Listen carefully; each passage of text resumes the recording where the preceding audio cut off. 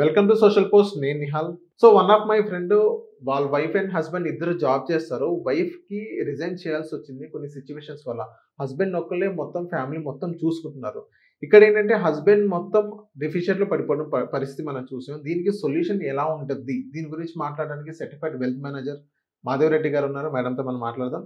Hello ma'am, welcome to social post. Thank you. Madam, one of my friend wife and husband ఇద్దరు job చేస్తారు. So wife ఏంటంటే కొన్ని reasons వల్ల resign చేయాల్సి వచ్చింది. ఇప్పుడు హస్బెండ్ ఒకళ్ళే జాబ్ చేస్తున్నారు. సో మొత్తం ఇంటి బరువు మొత్తం ఈయనే మోస్తున్నాడు. ఇప్పుడు ఏంటంటే వాళ్ళు డెఫిషియట్ లో పడిపోయిన పరిస్థితి.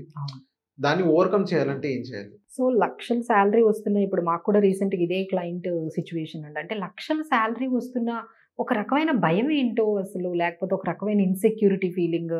అసలు మరి సంపాదిస్తున్న లక్షలన్నీ ఏమైపోతున్నాయి? ఇన్ని లక్షలు సంపాదిస్తుంటే అయినా ఎంత ప్రాబ్లం ఉంటే అసలు సంపాదించలేని వాళ్ళ పరిస్థితి ఏంటో, ఇట్లాంటివి డౌట్స్ అన్నీ వస్తాయండి. ఇట్ ఈస్ జస్ట్ అంటే మనీ మేనేజ్మెంట్ కరెక్ట్గా లేకపోవడము, లేదు ఫ్యూచర్ని కొంచెం అన్సర్టనిటీస్ వస్తాయి అని చెప్పి మనమే ఇప్పుడే ప్రిపేర్డ్గా ఉండాలి కదండి. అందరూ ఏమనుకుంటారు, ఇదే ఇన్కమ్ లైఫ్ లాంగ్, అంటే ఒక 15 years వరకు ఇదే ఇన్కమ్ ఉంటుందని వాళ్ళు స్పెండ్ చేయడం, అదే స్టాండర్డ్స్ మెయింటైన్ చేస్తారు. బట్ అందరూ తెలుసుకోవాల్సింది ఏంటంటే ఏ ఇన్కమ్ కూడా సర్టెన్ కాదు. ఏ ఇన్కమ్ కూడా ఫిక్స్డ్గా అలానే ఉంటుంది. అంటే ఇప్పుడు మీకు 2 లక్షలు వస్తున్నాయి అంటే ప్రతి నెల నెక్స్ట్ 10-15 years వరకు అదే ఇన్కమ్ వస్తుందని ఏమైనా గ్యారంటీ ఉందా? అది ఫస్ట్ మీరు ఆలోచించుకోవాలండి. అందరూ ఎవరైతే ఈ ప్రోగ్రామ్ చూస్తున్నారో, ఏ ఇన్కమ్ కూడా మనకి గ్యారంటీగా కంటిన్యూస్గా ఫ్లో అనేది ఉండదు. ఇన్కమ్ ఏమైనా ఆగిపోతే మనం ప్రిపేర్డ్గా ఉన్నామా అనేది మనం ఆలోచించుకోవాలి. సో అది మనం మనీ ఉన్నప్పుడే మనం సెటిల్గా, మనం అన్నీ కూడా పక్కాగా ఒక ఫైనాన్షియల్గా మనం స్ట్రాంగ్గా చేసేసుకున్నాం అనుకోండి, ఓకే, తగ్గితే we need not worry at all. So ఈ సిచ్యువేషన్లో ఏమవుతుంది, చాలా మంది హైదరాబాద్లో ఇల్లు తీసుకుంటారు, ఒక ₹1,00,00,000 పెట్టి తీసుకుంటారు, సడన్గా వేరే దగ్గరికి ట్రాన్స్ఫర్ అయిపోతుంది. అయిపోయిన తర్వాత అక్కడ మళ్ళీ చాలా ఎక్స్పెండిచర్ ఉంటుంది. అక్కడ మళ్ళీ ఏ బెంగళూరులోనో లేకపోతే ఏ పూణేలోనో బాంబేలోనో అటువైపు వెళ్ళిపోయారు అనుకోండి, అలానే ఉంటాయి. ముంబై అంటే పూణే అట్లా ఉంటుంది కదా. సో ఇక్కడ ఒక ₹1,00,00,000 పెట్టి కొంటారు, ఇక్కడ ఆల్రెడీ ఒక 80,000 90,000 ఈఎంఐ స్టార్ట్ అవుతూ ఉంటుంది. ఇంకొక 50,000 20,000 మనకి దాదాపుగా కార్ లోన్ ఉంటుంది. ఈ లోన్లన్నిటితోనే వాళ్ళు చేస్తూ ఉంటారు. సో ఒక్కసారిగా ఏమవుతుందంటే మీరు అన్నట్టుగా తనకి మేబీ మెటర్నిటీ లీవ్ అనుకోండి, లేకపోతే as a mother she can take the break. మదర్గా ఉండేటప్పుడు కొంచెం బ్రేక్ తీసుకోవాలని అందరూ అనుకుంటారు. ఎందుకంటే the kids needs are right. So వాళ్ళకి ఏంటంటే అప్పుడు డబ్బుల కన్నా పిల్లలు, ఎందుకంటే వేరే సిటీకి వెళ్ళిపోతారు కదండి, అక్కడ ఎవరుంటారు చూడడానికి చెప్పండి? పెద్దవాళ్ళు ఎవరైనా వస్తారా? ఆ సిటీకి రారు కదా. సో సడన్గా పిల్లలందరూ లోన్లీ అయిపోతారు. మీరు వెళ్ళిన కొత్త సిటీని మీరు మేనేజ్ చేసుకోగలరా? So definitely women takes break. అప్పుడు ఒక్కసారిగా ఆమె తెస్తున్న 1,50,000 తగ్గిపోయింది. తర్వాత ఈ పర్సన్ కూడా కొత్త సిటీకి వెళ్ళారు, 2 పిల్లలు ఉన్నారు. So he also wants to help her. So ఈయన కూడా 2-3 జాబులు చేసే అంత అవకాశం కూడా ఉండదు. సో ఇలాంటప్పుడు ఒక్కసారిగా మీరు 2 lakhs ఎంతో మీ లైఫ్ స్టైల్ ఉన్నప్పుడు, ఇప్పుడు 1,50,000 మనీ అనేది తగ్గిపోయింది. ఇంకా ఓ 50,000 డెఫిసిట్ లోనే ఉన్నారు వీళ్ళు. ఎందుకంటే ఆల్రెడీ వాళ్ళకి లైఫ్ స్టైల్ కూడా చాలా హై ఉంటుంది కదండి. ఎందుకంటే 3 lakhs శాలరీ ఎవ్రీ మంత్ వచ్చిన వాళ్ళ లైఫ్ స్టైల్ ఎట్లా ఉంటుంది? ఎప్పుడు రెస్టారెంట్లకు వెళ్ళడము, high and life style, 4-5 times బయటకు వెళ్తూ ఉంటారు, లేదా ఆర్డర్స్ పెట్టుకుంటారు కదండి.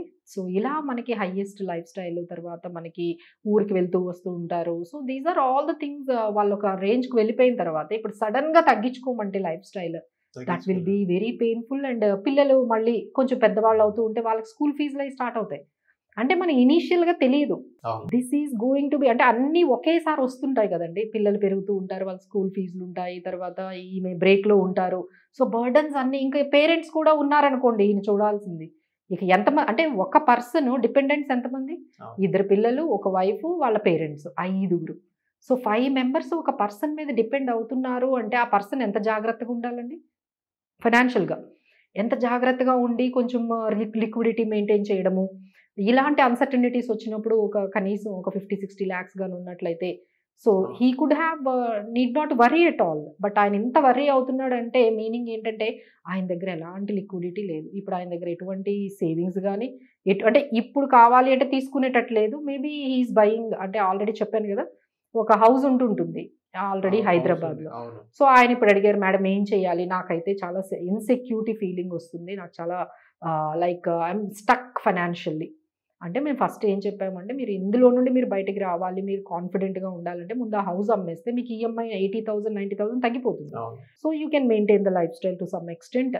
అలానే మీకు అక్కడ నుంచి మనీ వస్తుంది కదా, సగం ఈఎంఐ సగం లోన్కి వెళ్ళిపోయినా ఇంకా సగం మనీ ఏదైనా 30% మనీ ఉంటే ఆ మనీని మీరు ఎక్కడైనా పార్క్ చేయండి మ్యూచువల్ ఫండ్స్లో. That will give you confidence. So ఇప్పుడు అందరికీ కావాల్సింది ఏంటంటే కాన్ఫిడెన్స్ అండి. ఎప్పుడైతే మన అకౌంట్లో లిక్విడ్గా మనం ఎప్పుడంటే అప్పుడు వాడుకోవచ్చు అని ఒక 30-40 lakhs ఉంటే ఎంత కాన్ఫిడెంట్గా ఉంటారు మీరు. You need not to worry at all. ఇప్పుడు వాళ్ళ వైఫ్ని జాబ్ చేయమని మళ్ళీ అడగలేరు, ఈయన అంత రిస్క్ తీసుకోలేరు. So these are all the things. ఇవన్నీ ఏంటంటే మనం కరెక్ట్గా పర్సనల్ ఫైనాన్సెస్ని, లిక్విడిటీని మనం మేనేజ్ చేయకుండా ఒకటే ఇల్లులు కొనేసుకొని, ప్లాట్లు కొనేసుకొని, ఈఎంఐలు యాడ్ చేసుకొని, ఇప్పుడు అదే మేము ఆయనకి చెప్పామండి. సో కొంచెం లైఫ్ స్టైల్ తగ్గించమని మనం అయితే చెప్పలేము, ఎందుకంటే వాళ్ళు ఆల్రెడీ ఫిక్స్ అయిపోయారు. So they have fix some certain life style at that level. ఒక 5 years 10 years నుంచి ఒక లైఫ్ స్టైల్ అలవాటు అయిన తర్వాత తగ్గమంటే తగ్గలేరండి. అది మనం చెప్తాం కానీ ప్రాక్టికల్గా అది కుదరదు. దానికి సొల్యూషన్ ఏంటంటే అదేనండి, ఒక హౌస్ అయితే ఆయనకి 80 lakhs ఎంతో ఉందంట హైదరాబాద్లో. అట్లా ఒక హౌస్, దాన్ని అమ్మేమని చెప్పాము. అమ్మేసి హోమ్ లోన్ తీసేసుకొని మిగతా, ఎందుకంటే సార్ ఇప్పుడు ఆయన చెప్పేది ఏంటి, 10 yearsలో నేను మళ్ళీ ఐ మే నాట్ వర్క్, ఎందుకంటే ఐటీలో సిచ్యువేషన్ బాగాలేదు కాబట్టి. So I wanted to make at least 7 crores చేసుకోవాలి, మా పిల్లల హైయర్ ఎడ్యుకేషన్. అసలు ఈ గోల్కి మనీ ఏది? అసలు డెఫిసిట్లోనే ఉన్నారు. ఆయనకి 10 yearsలో ఒక 10 crore గోల్ ఉంది. అసలు 10 years 10 crore గోల్ ఎట్లా సాధ్యమవుతుంది?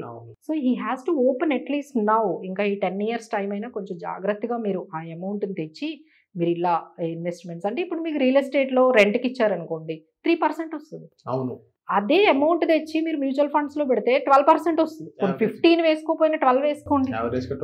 ఆ 3% ఎక్కువ, 12% ఎక్కువ అండి, 12%. So that will keep you, make you confident. మీకు ఎప్పుడు కావాలంటే పిల్లలకు ఒక 5 లక్షలు అంటే పెట్టేయగలుగుతారు. అదే ఆ ఫ్లాట్ అమ్మాలి అంటే మొత్తం అమ్మేయాలి. That may not possible. ఈ రోజుల్లో బయర్ రావడము, సెట్ అవ్వడం కూడా తక్కువే కదండి. సో ఆల్ దోస్ థింగ్స్, ఇవన్నీ కూడా అందరూ రిపీటెడ్గా అందరు క్లయింట్స్ చేస్తున్న మిస్టేక్స్ ఏనండి. ఒక్కసారి మీరు ఏమైనా మేజర్ ఫైనాన్షియల్ డెసిషన్స్, ఇప్పుడు ఈ అమ్మడము, కొనడము, ఇవన్నీ కాకుండా అసలు ఏదైనా తీసుకునేటప్పుడే ఫైనాన్షియల్ డెసిషన్ ఒక ఫైనాన్షియల్ ప్లానర్ని కలిసి, మేడం ఈ సిచ్యువేషన్లో నేను చేయటం మంచిదేనా, మీరు ఒక దగ్గర ఉండలేనప్పుడు మీకు ఎందుకండి house?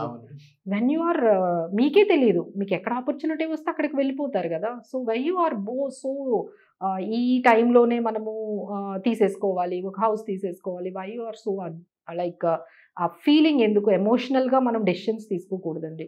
So we should not take, అంటే ఇప్పుడు ఉన్న ఫైనాన్షియల్ డెసిషన్స్ అన్నీ మేము చెప్పేది ఏంటంటే emotional decisions. So let's not take emotional decisions. మీరు తీసుకుంటే ఖచ్చితంగా ఎమోషనల్ డెసిషన్స్ తీసుకుంటారు. సో మిమ్మల్ని కొంచెం దాన్ని మనము కరెక్ట్గా ఒక ట్రాక్లోకి తీసుకురావాలంటే ఒక ఫైనాన్షియల్ ప్లానర్ వల్లే సాధ్యమవుతుందండి. సో తీసేసుకునే తర్వాత ఇంక మేము ఏం చేయలేము.